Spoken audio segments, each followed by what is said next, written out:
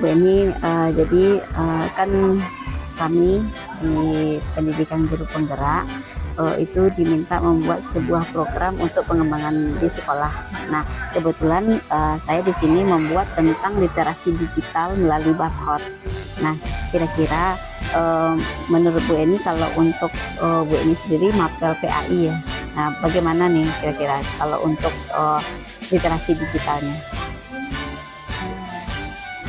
Itu sangat bermanfaat sekali Ya, karena kalau yang melalui itu anak-anak dengan mudah mengakses gitu kan. ya, Nah, selama ini sudah ada belum Bu sebuah buku e-book atau apa seperti itu materi yang dikirim ke anak? Itu sudah ada materi-materi yang dikirim ke anak. sudah melalui, dan di buku juga ada yang memakai barcode. Buku ada buku komputer, ada yang memakai barcode, jadi yang bisa ya. video. Ya, berarti barcode-nya ada di dalam buku. Nah, kalau misalnya bukunya dikembalikan lagi ke perpustakaan, tentu barcode-nya hilang gitu ya. Ya gitu ya Bu ya. Nah, jadi nanti rencananya nih, ini baru perencanaan literasi digital. Kebetulan kita kan di sekolah setiap kelas sudah dianjurkan untuk membuat pojok literasi. Nah, nanti barcode ini akan ada di setiap kelasnya. Nah, semua mapel rencananya nanti akan dikumpulkan materi-materi itu bisa jadi ke dalam sebuah Google Drive. Nah, ini loh kumpulan materi-materi PAI, kemudian ini materi-materi matematika seperti itu. Nah, kira-kira kalau menurut Bu Eni ada kendala nggak ya nanti ya? Kendalanya mungkin di anak ya, paket mungkin ya. Kadang-kadang kita kan sering juga suruh buka aja dulu, nggak ada paket gitu ya. Berarti kendala kita mungkin nanti jaringan internet seperti itu ya. Oke, nah lalu tapi menurut Bu ini nanti ini menarik nggak bagian anak ini? Ya, kalau sangat menarik ya. Ya, karena memudahkan sekali bagi mereka untuk mengasah mencari ya, karena kan kita juga selama ini melihat anak-anak misalnya nih pinjam buku di perpustakaan gitu kan, setelah nyampe bukunya di kelas yang ada bukunya numpuk aja nggak dibaca, yang di scrollnya tetap HP-nya yang di scroll ya, ya. Jadi selain apa namanya, selain dari materinya yang dibarcodekan juga berupa tugas. Jadi kan Bu Eni kemarin ada ngasih tugas anak-anak ini membuat teks khutbah, kemudian dakwah, kemudian kan dipraktekkan. Nah, jadi bisa juga dari video-video yang sudah direkam ataupun bentuk teks dakwah, teks khutbah yang mereka buat, kemudian kita masukkan ke sebuah link, kita kumpulkan tugasnya. Ini loh tugas dari mata mapel PAI tentang elemen khutbah, dakwah dan tablik seperti itu. Jadi nanti jadi semuanya terdokumentasikan. Pasti menarik sekali Bu. Dengan melihat video itu mereka akan tahu. Iya, akan tahu. Melihat mereka bisa merefleksi kembali gitu kan.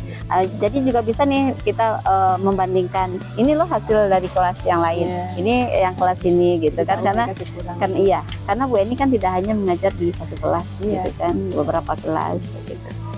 Berarti mudah-mudahan ini baru perencanaan, jadi saya juga minta nanti dukungan dari Bu Eni selaku rekan guru gitu kan. Nah, jadi semoga nanti bisa dikembangkan di sekolah kita. Makasih ya Bu Eni ya. Baik, assalamualaikum warahmatullahi wabarakatuh. Waalaikumsalam warahmatullahi wabarakatuh. Sebelumnya Ibu mengucapkan terima kasih teman-teman semua sudah mau berkumpul di sini. Di sini kita akan membicarakan sebuah program. Di sini perencanaan Ibu sedang mengikuti pendidikan guru penggerak. Jadi di dalam pendidikan guru penggerak ini kami CGP membuat sebuah program untuk pengembangan di sekolah, dan itu sasarannya adalah berpusat kepada peserta didik, dan itu sasarannya adalah teman-teman semua. Nah, jadi di sini program Ibu, sebelum Ibu menceritakan tentang program Ibu, ini kaitannya nanti adalah tentang literasi. Nah, menurut kalian nih, bagaimana tingkat literasi di kalangan pelajar di SMK 1? Kemudian kan kita sering belajar, kemudian pinjam buku paket di perpustakaan seperti itu kan. Nah, itu bagaimana menurut Hasbi tingkat literasi teman-temannya Hasbi? menurut saya Bu, tingkat literasi di kelas kita sangat minim. Sangat minim. Jadi kalau minjam buku paket, buku tinggal buku seperti itu ya. Sudah minjam buku tinggal aja bukunya seperti itu. Nah, itu penyebabnya kenapa?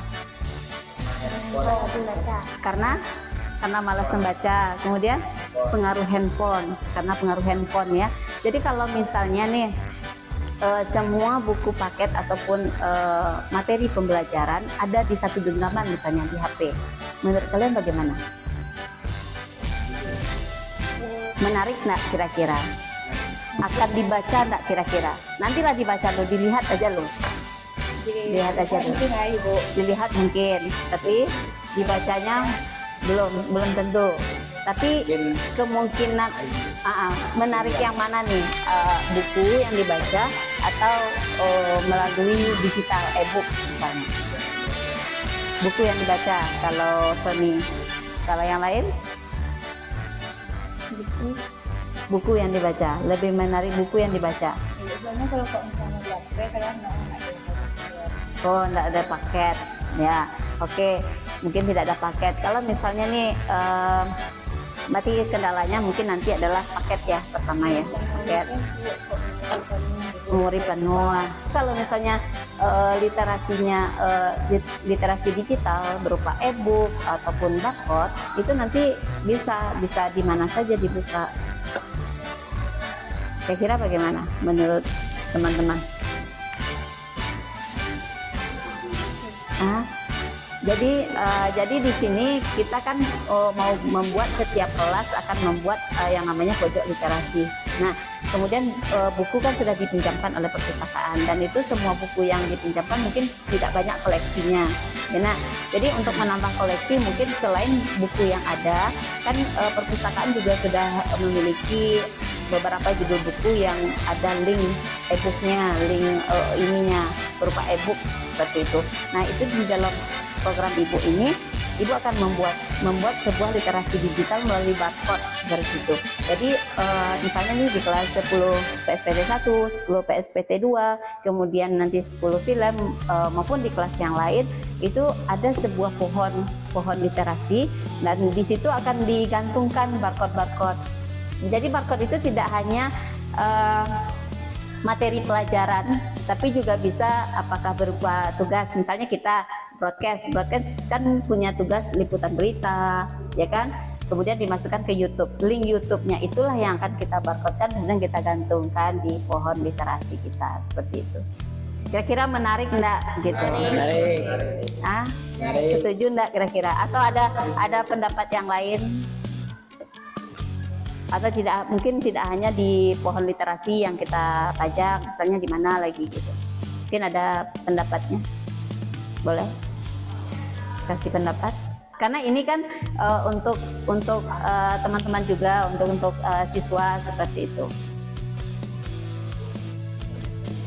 Kira-kira bermanfaat nggak nanti seperti itu. Jadi nanti Ibu di sini sebagai yang merancang program, kemudian yang akan mendampingi pelaksanaan program ini seperti itu.